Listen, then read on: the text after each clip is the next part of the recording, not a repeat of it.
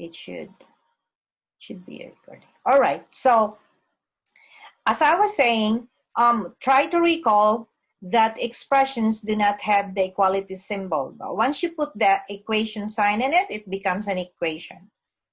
So our first example here is x squared minus 1. Do you think that would be a linear or a quadratic expression?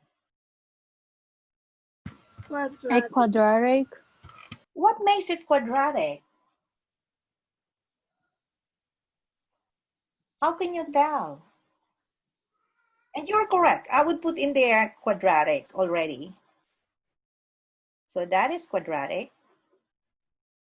But what makes it such? Which part of it makes it a quadratic? Because x don't have another number for do the equation. Expression, say expression. Okay, expression. So in this expression, what is the power of your x? 2. 2. And that is what makes it quadratic. Quadratic. Yeah, perfect. Thank you. So, and then if you take a look at the second one, now this also has a power of 2, but well, you need to take a little bit a closer look at it. Would you say this is linear or quadratic?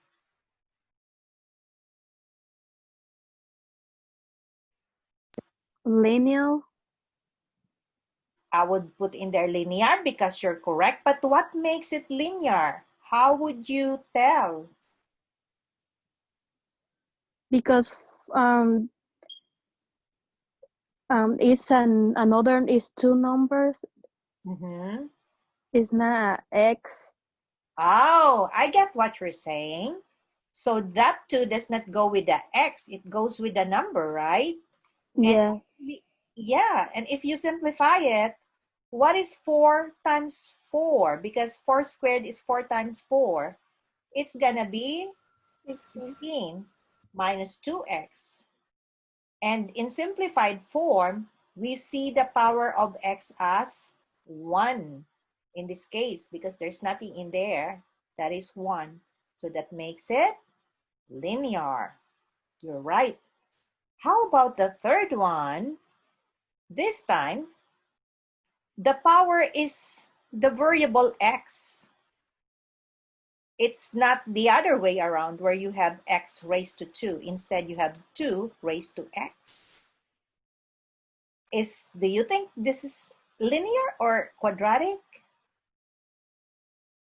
What do you think? I think it's neither. You are right. It's neither because... Why do you think? You cannot do the expression. You cannot actually say the expression has a power of highest power of 1 or highest power of 2. And you're correct. So it's neither. Yes. Thank you for that. Now, letter D is a little bit trickier. I mean, at first glance, you would say, oh, it has the power of 2. You also say it's a second degree expression. But then let's see what happens when you simplify this expression. So I'm going to say 2x. 2x. And then the x minus 1, the quantity x minus 1 squared is actually x minus 1 and x minus 1.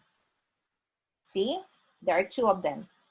And if you remember from Algebra 1, if you do the distributive property on this, you have 2x plus x and x, or x times x, is x squared.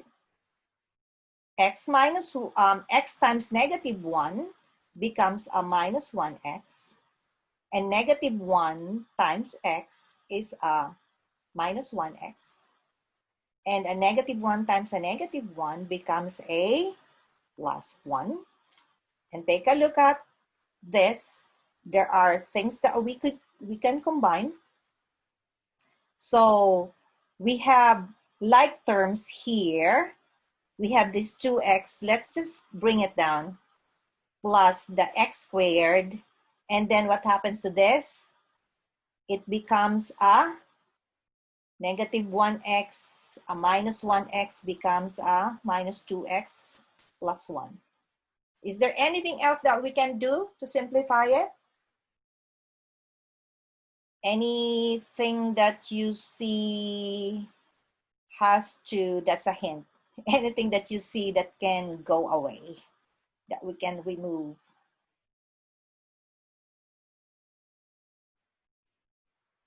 I'm gonna zoom this a bit, zoom in, so that you see better. Okay. Anything that I can do? Are you still there, ladies and gentlemen? I want to hear your voice. Yes, Miss. Okay, so what do you think? Is there anything that I can make this up, that I can just let go, make it disappear? Take a look at what's happening on here and this one from algebra 1. There's a plus 2x, there's a positive 2x, and then there's a like a minus or a negative 2x here. What would happen to them? They can get canceled. They can get canceled. You are so right. Okay, so let's cancel them. So once we cancel them, this actually becomes an x squared plus 1. So what is this? Therefore, linear quadratic. Thing is quadratic. Quadratic. The thing is quadratic. So this is one instance where at the outset we suspected it's going to be a quadratic, and it turned out a quadratic.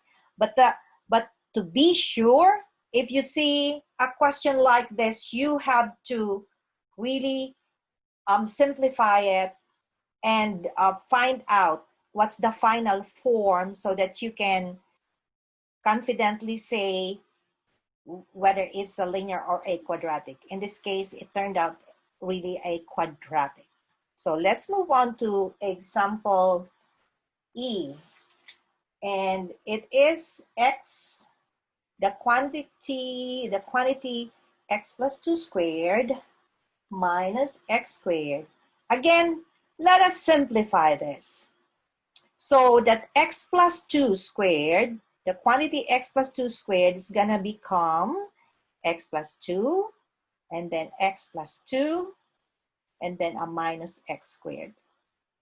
So by distributive property, or sometimes you call it FOIL or foiling, x times x is x squared, x times 2 is a plus 2x, and this is also a plus 2x, 2 times x. And then you have 2 times 2, so you have a plus 4. And then guys, if I commit, a careless mistake, please call my attention.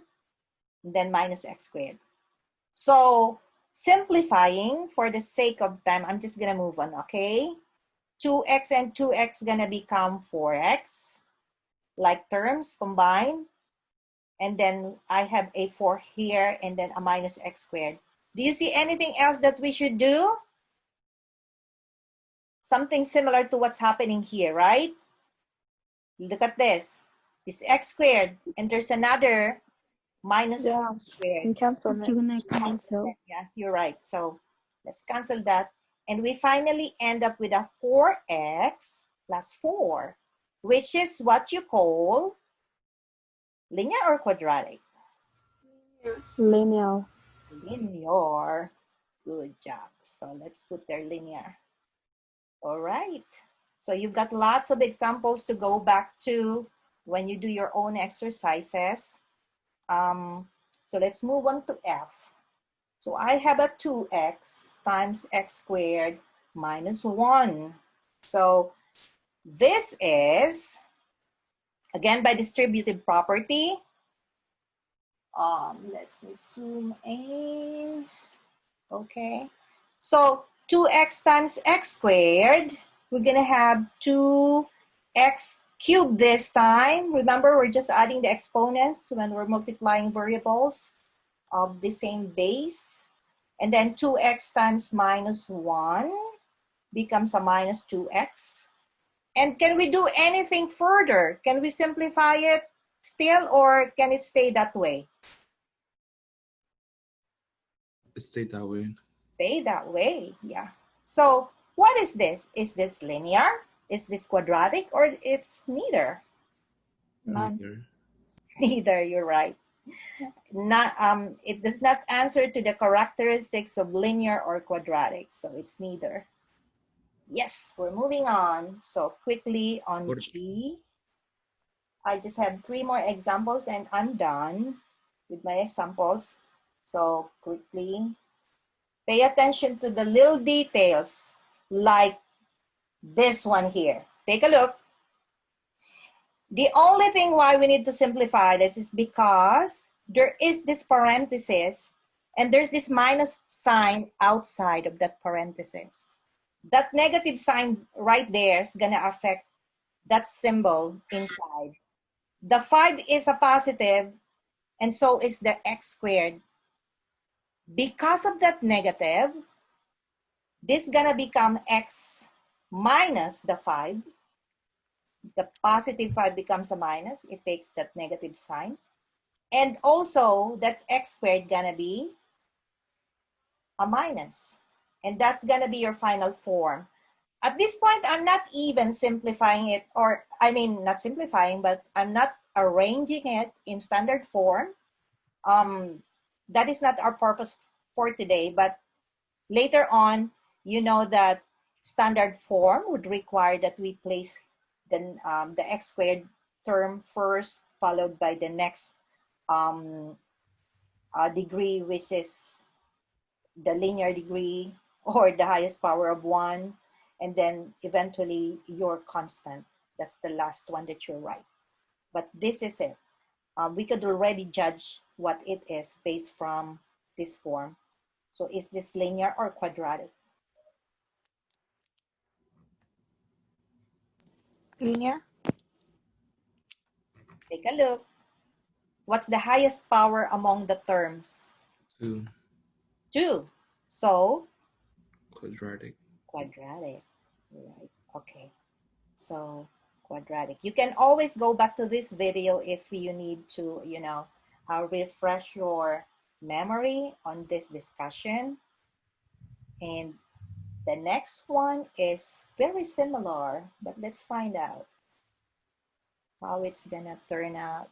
So this one is very similar except of that one. So quickly, I could just write down x minus 5, removing the parentheses, minus x. See how very similar they are, but this one would require one more step. What one step do we need to do on this one? Combine like terms. Combine like terms. So if we combine like terms in this case, what's gonna happen? What would be the final form? 2x. No, it's 5 minus 2x. Is it? Take a Because look at this. you subtract x from one side, move to the other side. But there's no equal sign there, so we don't have to do that. What you're saying is actually when you're solving an equation already, but this time we're just simplifying it. So if you take a look at the previous examples. So you're gonna cancel the x and it's gonna be negative 5? Yeah, you are right. And we are following the examples up here. You see, one is a positive, one is a negative, or you say, this is like a plus and that's a minus. It's the same on this example. We have a positive x and a minus x that could cancel each other. So on your next problems, watch out for these types of problems. Be mindful of those that are opposite signs that cancels out. And so here we only have a negative 5 for the final form.